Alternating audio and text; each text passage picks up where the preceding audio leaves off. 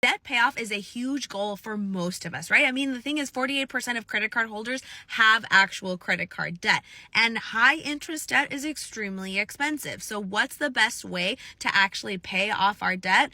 Well, that's going to depend on a couple things, namely our actual numbers and also the root cause. Let me explain. My name is Gaby Rincon. I'm a money coach and financial strategist. And I am a huge advocate for true impact, for actual change, not just immediate, but long term, right? So not just paying off your debt, but staying out of debt. And we can only do that if we truly address the root cause. So if you have credit card debt or afterpay debt, whatever it is, right?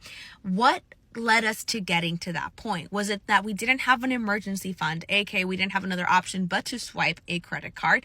In that case, no matter what, stop. Have you actually set up an emergency fund? Do you have reserves to fall back on in case something happens again? It is your first line of defense, and we have to have reserves. Now, if the debt was taken on because of misalignment in terms of spending, because of overswiping, right? We were doing some emotional kind of coping, maybe in a dysfunctional way, by swiping the credit card. Has that been addressed? Are you taking on some healthier coping mechanisms? Is your spending actually more aligned? If not, huge recommendation is to spend time in phase 1 of debt payoff, which is intentional spending. Now that you've addressed the root cause, you can go into what's the best strategy for me. Now, a 401k withdrawal is possible, but does it really make sense? Do the numbers support that? Or are we just looking for the easier way out? So by this, I mean okay, does it really make sense for you to take on that 10% early withdrawal penalty fee? Does it make sense to take on the tax liability because that withdrawal is going to be taxed as ordinary income? So come April 15th of next year, you're going to have a bill on your hands. Are there any other types of consolidation that's available to you? Think another personal loan or a HELOC. Is that an option that makes more sense in your case? Also, the idea of somebody who's 50 taking out an early withdrawal is very different from somebody who's 27.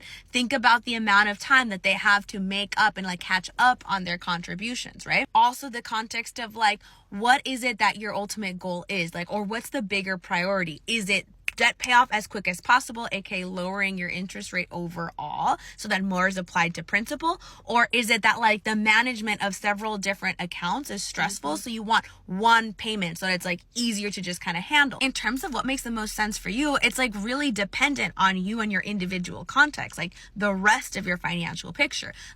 Are you a W-2 employee on a contract, aka very fixed income, or are you 1099 freelance, and your income ebb and flows throughout the year?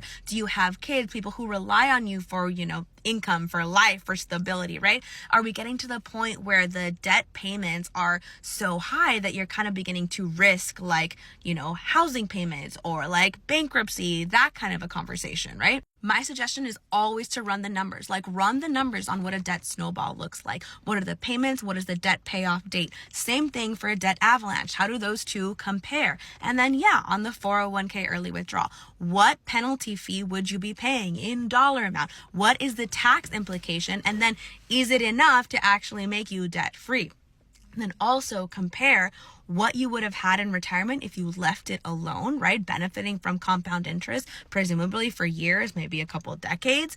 And then also, now that you've withdrawn that much money, what is the difference again at that point when you're at retirement? This will make you see the true impact of your decision to make the best decision forward. DIY Money Moves collection, debt payoff strategy specifically, answers all of these questions and helps you actually run the numbers so that you can clearly see what makes the most sense for me. And then obviously it's all rooted in terms of not only paying off your debt, but staying out of debt. So there's some habit stuff in there that's really important. I hope this helps. Follow along for more money tips.